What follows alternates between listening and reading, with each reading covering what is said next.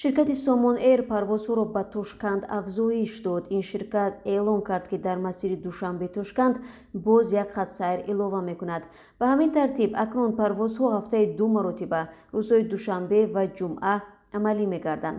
Вақти парвоз рӯзи душанбе аз пойтахти Тоҷикистон соати 9:30 ва аз Тошканд 11:50 бо вақти маҳаллӣ аст.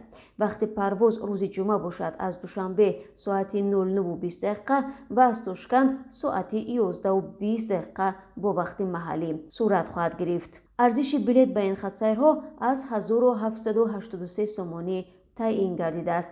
таъкид мешавад, ки тибқи қоидаҳои навшудаи Ӯзбекистон мусофирони синашон аз 2 сола боло, ки аз хориҷа меоянд, бояд бо худ маълумотнома дар бораи сироят надоштан аз коронавирус, ки таи 72 соати охир бо натиҷаи манфӣ бо забони русӣ ва англисӣ дода шудааст, пешниҳод кунанд. мусофирон, ки чунин маълумотномаро надоранд, ба хатсайри Ӯзбекистон роҳ дода намешаванд. ғайр аз ин, онҳое ки аломати COVID-19 ва натиҷаи мусбати ташхиси COVID-19-ро доранд, наметавонанд тариқи ин хатсайр парвоз кунанд.